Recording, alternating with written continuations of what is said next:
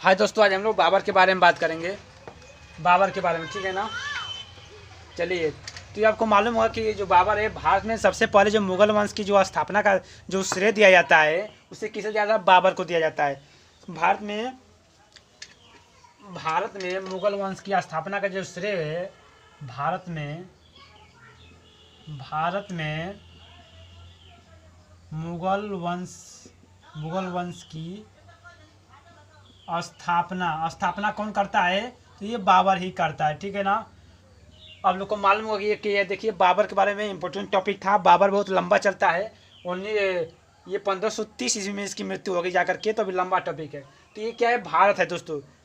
अगर उस समय देखा जाए तो भारत में पाकिस्तान भी शामिल था, अफगानिस्तान भी शामिल था, और अफगानिस्तान से सटा हुआ था तुर्कमेनिस्तान, और तुर्कमेनिस्तान के थोड़ा सा ऊपर था उज्बेकिस्तान।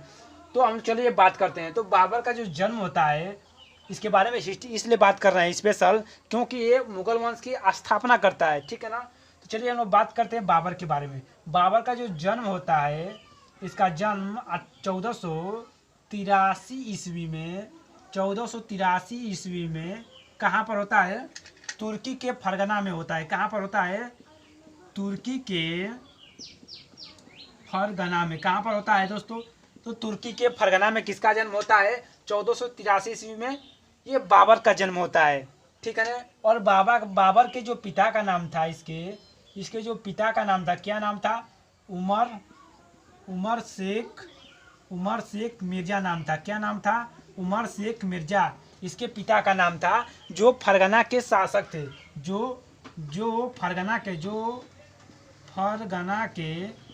फरगना के क्या थे? शासक थे। शासक कह सकते हैं या राजा कह सकते हैं, दोनों में कोई दिक्कत नहीं है, क्योंकि ये फरगना के शासक थे। और उसके थोड़ा सा ऊपर था उज्बेकिस्तान, ठीक है। तो इसके पिता, और ये 11 वर्ष की आयु में, जब बाबर की उम्र 11 वर्ष की होती है, मात्र 11 वर्ष की, तो इसके पिता का देहांत हो जाता है। और फरगना का शासक कौन बन जाता है? फरगना का उत्तराधिकारी कौन बन जाता है? तो बाबर बन जाता है।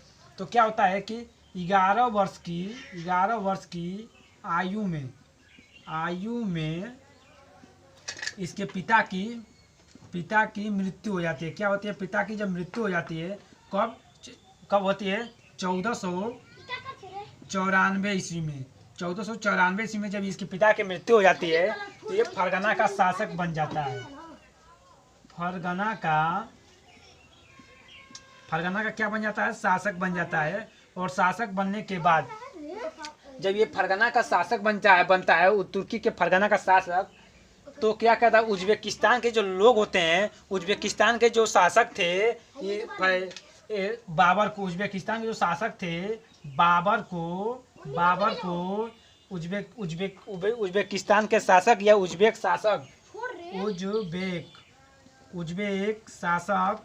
शासक पराजित करते थे। क्या करते थे?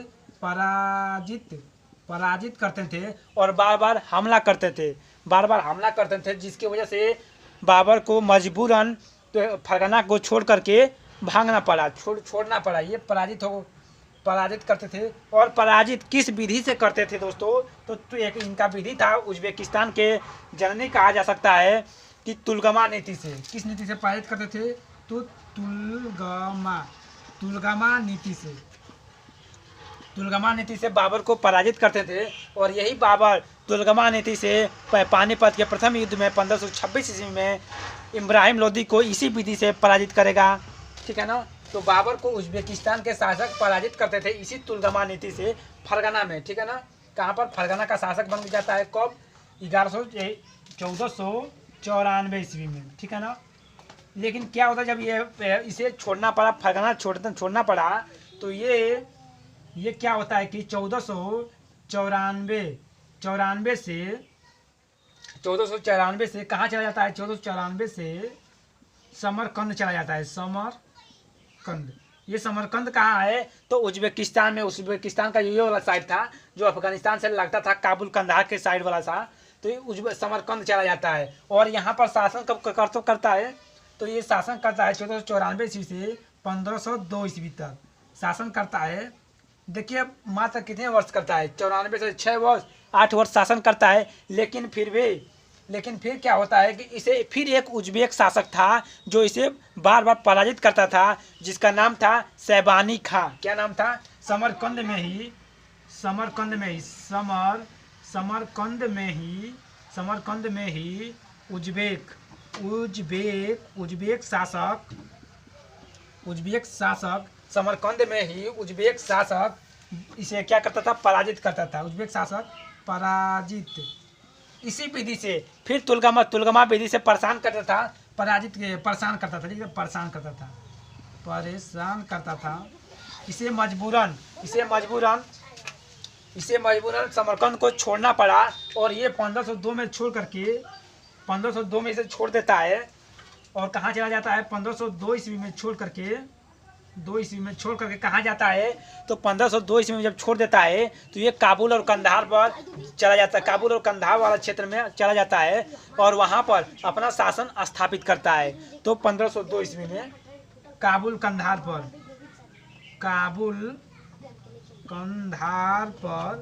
पर शासन स्थापित करता है। ठीक है ना? स्थापित करता है।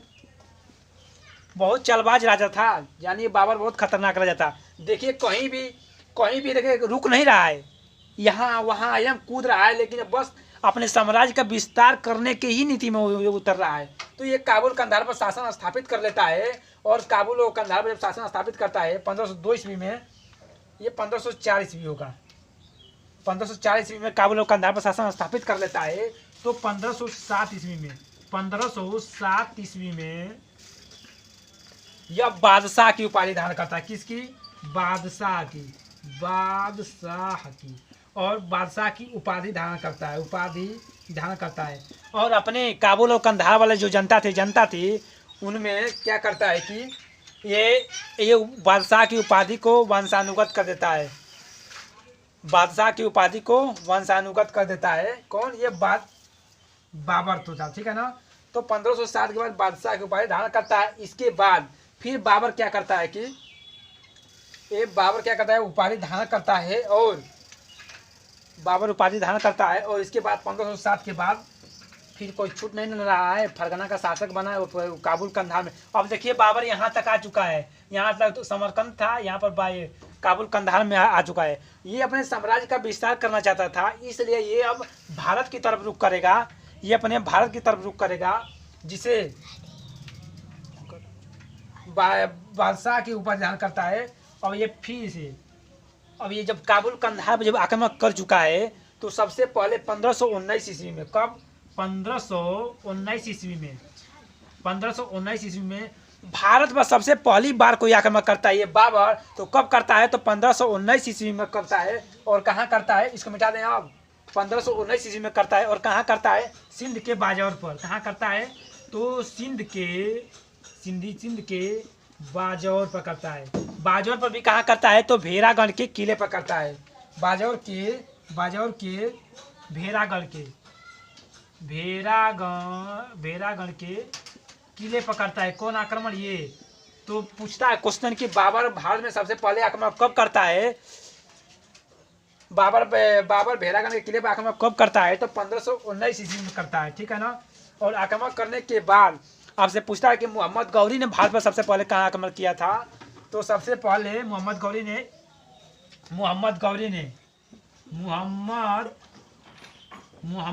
ने सबसे पहले भारत में आक्रमण 1175 ईस्वी में पाकिस्तान के मुल्तान पर किया था। मुल्तान पर किया था। और मुल्तान पर भी किस में किया था? तो करमाथी जाति के ऊपर किया था। ठीक है ना? ये जनजातियाँ थी, करमाथी जनजाति के ऊपर किया था। ये भेरागढ़ के किले पर किया था 1519 ईस्वी में। अब ये जब धीरे धीरे आगे बढ़ता है तो ये 1519 ईस्वी के बाद, अब हम बात करते हैं, इसको मिटा दे रहे हैं। 1519 ईस्वी के बाद कहाँ मिटाएं, कहाँ लिखें? अब 1519 ईस्वी के बाद इसको मिटा दे रहे हैं। बहुत 1519 ईस्वी में के बाद ये भारत पर 19 ईस्वी के बाद ये जो लोधी वंश का जो अंतिम शासक था इब्राहिम लोधी से ये युद्ध करता है 1526 ईस्वी में। कब करता है? तो 1526 ईस्वी में इसकी मुलाकात किससे होती है? इब्राहिम लोदी से होती है। इब्राहिम लोदी से, इब्राहिम लोदी से ये आक्रमण करता है। कब? 1526 में। किस युद्ध में? पानीपत का प्रथम युद्ध। पानीपत का प्रथम युद्ध होता है। किसके बीच होता है? तो इब्राहिम लोदी और प्लस बाबर के बीच में होता है। बाबर के बीच में होता है, ठीक है ना। इब्राहिम लोदी की संख्या है, जो शासकों की संख्या थी वो बहुत अधिक थी। जो क्या थी ना भाई, तो बाबर ने इस पानीपत के प्रथम युद्ध में 1526 में किस विधि से जीता है? तो तुलगमा नीति से। तुलगमा नीति से कौन जीतता है? तो तुलगमा नीति से बाबर जीतता है इस युद्ध में लगा करके, ठीक है ना। 1526 में बाबर ने सबसे पहले अपना साम्राज्य स्थापित करता है एक विस्तृत रूप में, तो वो इब्राहिम लोदी को हरा करके, ठीक है ना। इब्राहिम लोदी को हराता है। और देखिए यहीं पर क्या करता है, जब ये काबुल और कंधार में जब था, तो काबुल और कंधार में काबुली बाग और काबुली मस्जिद बनवाया था अपनी पत्नी काबुली बेगम की याद में कह सकते हैं उनके। तो ये काबुली बाग बनवाया था। कहाँ पर? काबुल और कंधार वाले क्षेत्र में। काबुल में काबुली बाग और काबुली मस्जिद कहाँ बनवाया था? तो काबुल वाले क्षेत्र में, ठीक। चलते हैं। अब ये बाबर ने सबसे पहले आगरा को अपनी राजधानी बनाता है। किसको? आगरा को मतलब कि मुगल वंश की पहली राजधानी कहाँ थी दोस्तों? तो मुगल वंश की आगरा पहली राजधानी थी। और आपको मालूम होगा कि आगरा की स्थापना कौन किया था? तो आगरा की स्थापना लोदी वंश का एक शासक था, योग्य शासक था, कह सकते हैं। सिकंदर लोदी ने आगरा शहर की स्थापना किया था। क्यों किया था? कि राजस्थान के जो मेवाड़ शासक थे, राजस्थान के जो राजपूत शासक थे, उन पर उनको नियंत्रित करने के लिए आगरा अपनी दिल्ली ट्रांसफर किया था। तो इसी आगरा को अपनी राजधानी बनाता है कौन? बाबर, पहली राजधानी मुगल वंश की। फिर 1526 के बाद 1527 ईस्वी में फिर ये एक युद्ध लड़ता है जो कहता है खानवा का युद्ध कहलाता है। खानवा युद्ध। इस खानवा के युद्ध में किसके बीच होता है? तो बाबर के बीच में और प्लस राणा सांगा, बाबर के बीच में और राणा खां के बीच में, राणा सांगा खां के बीच में होता है, प्लस मेदिनी राय के बीच में होता है। मेदिनी राय और प्लस महमूद लोदी था। ये महमूद लोदी कौन था? तो इब्राहिम जो लोदी था उसी का ये बेटा था महमूद लोदी। ये चाहता था कि बाबर को किसी तरह भगाया जाए। ये तीनों मिलकर के चाहते थे कि बाबर को किसी तरह से भारत से भगाया जाए, क्योंकि बाबर जो था ये तैमूर का पांचवा वंशज था। तैमूर का पांचवा वंशज था। और चंगेज खां का 14वां वंशज था। कौन? ये बाबर था, ठीक है ना। ये तीनों मिल करके चाहते थे बाबर को हरा दें। बाबर की जो सेना थी 1/3 थी। बाबर की जो सेना थी 1/3 थी ये राणा सांगा की सेना में। खानवा के युद्ध में बाबर की सेना 1/3 थी ये राणा सांगा की सेना के सामने। इसलिए बाबर ने इसी खानवा के युद्ध में किसका नारा दिया था? जिहाद का नारा दिया था। कौन सा नारा? जिहाद का नारा बनता जिहाद का नारा दिया था। और इसी युद्ध में गाजी की उपाधि धारण किया था। कौन सी? गाजी की उपाधि धारण करने वाला शासक कौन था? तो गाजी की उपाधि धारण करने वाला कोई शासक था तो ये बाबर था, जो खानवा के युद्ध में जिहाद का नारा दिया था कि एक धर्म युद्ध है, ये मुगलों का एक धर्म युद्ध है, इसको जीतना है। इसलिए इसने अपने सैनिकों में जोश भरते हुए, एक नई उमंग भरते हुए कहता है कि ये एक धर्म युद्ध है और इसको जीतना हम लोग के लिए बहुत जरूरी है। इसलिए सैनिकों के अंदर जोश भरते हुए और ये खानवा के युद्ध को जीत जाता है और राणा सांगा और मेदिनी राय महमूद लोदी हार जाते हैं। ये दो युद्ध बहुत खतरनाक थे दोस्तों। पानीपत का प्रथम युद्ध और पूरे भारत में लगभग ये भारत में कह सकते हैं कि ये बाबर का साम्राज्य विस्तृत हो चुका था। बाबर का कोई रोकने वाला कोई महाशक्ति नहीं थी। ये खानवा के युद्ध 1527 में। खानवा के युद्ध के बाद फिर होता है चंदेली का युद्ध। कहाँ कब होता है दोस्तों? एक और युद्ध आता है चंदेली का युद्ध। चंदेली का युद्ध बस थोड़ा सा और बचा हुआ है, चंदेली का युद्ध। इसको मिटा देते हैं 1528 ईस्वी में। 1530 में इसकी मृत्यु हो जाती है। बस 2 वर्ष का और बात है। 1528 ईस्वी में 1528 ईस्वी में एक लड़ता है चंदेली का युद्ध। चंदेली का युद्ध लड़ता है। चंदेली का युद्ध लड़ता है। ये 1528 में चंदेली का युद्ध लड़ता है। किसके बीच में होता है? तो बाबर प्लस महमूद लोदी के बीच में होता है। महमूद लोदी के बीच में ये चंदेली का युद्ध होता है 1528 ईस्वी में। इसमें बाबर जीत जाता है और महमूद लोदी हार जाता है, ठीक है ना। इसके बाद 1529 ईस्वी में 1529 ईस्वी में कौन सा युद्ध होता है? तो 1529 ईस्वी में घाघरा का युद्ध। कौन सा होता है? घाघरा का युद्ध होता है, ठीक है ना। घाघरा का युद्ध होता है कब? 1529 ईस्वी में। किसके बीच होता है? तो बाबर और अच्छा, ये घाघरा कहाँ है? तो घाघरा उत्तर प्रदेश में होता है, ठीक। कहाँ पर होता है? उत्तर प्रदेश में। ये युद्ध जो हुआ था अब बाबर और अफगानों के बीच में हुआ था। किसके बीच में? अफगानों के बीच में। किसके बीच में हुआ था? तो बाबर और अफगानों के बीच में कोई युद्ध हुआ था, तो वो तो घाघरा का युद्ध। इसमें क्या होता है कि जो लोदी वंश होता है वो एक अफगानी मूल के लोग थे, क्योंकि अफगानी मूल के ही लोगों से तो बाबर छीना था। ये दिल्ली सल्तनत का जो शासक था लोदी वंश, वो अफगान ही मूल का था। और जब इब्राहिम लोदी से ये जो बाबर लोदी वंश को दिल्ली सल्तनत को छीन लिया था, तो ये अफगानों में बहुत बेचैनी थी कि कैसे न कैसे मिल करके इसको लिया जाए। इसीलिए 1529 में फिर बाबर आक्रमण करते हैं। बार बार बाबर आक्रमण करते थे, लेकिन बार बार बाबर पराजित कर देता था। किस विधि से? तो तुलगमा विधि से, क्योंकि बाबर तुलगमा नीति में निपुण हो चुका था। तो अफगानों के बीच में होता है। अफगानों में कौन था? तो महमूद लोदी था। महमूद लोदी। यहीं पर क्या होता है? इसी युद्ध में जो होता है दोस्तों, बाबर घायल हो जाता है। इसी युद्ध में बाबर क्या होता है? घायल हो जाता है। घायल। इसी युद्ध में बाबर क्या होता है? घायल हो जाता है। और 1530 ईस्वी में 30 ईस्वी में बाबर की मृत्यु हो जाती है। बाबर की मृत्यु हो जाती है। मुगल वंश का एक ऐसा शासक था, बाबर मुगल वंश का एक ऐसा शासक था जिसे 2 बार दफनाया गया। बाबर मुगल वंश का टाइम नहीं मिल पाता है कि वीडियो बनाया जाए, क्या करें। चलिए जब भी टाइम मिलता है, ठीक है ना। बाबर मुगल वंश का एक ऐसा शासक था, एकमात्र शासक जिसे 2 बार दफनाया गया। 2 बार दफनाया गया। अब बता सकते हैं, अगर आपको ऑप्शन दिया जाए कहाँ कहाँ दफनाया गया था, तो पहले तो इसकी जो राजधानी थी आगरा के आराम बाग में दफनाया गया था। कहाँ पर? पहला आगरा के आराम बाग में दफनाया गया था। और दूसरा दोस्तों कहाँ पर दफनाया गया था? तो दूसरा कहाँ पर? तो ये काबुल में। कहाँ पर? काबुल में दफनाया गया था। दोस्तों बाबर का एक सेनापति हुआ करता था। इसको मिटाएं? इसको मिटा दे रहे हैं, ठीक है ना। बाबर का एक सेनापति हुआ करता था। मिटाएंगे नहीं, लेकिन लास्ट चल रहा, जाने दीजिए।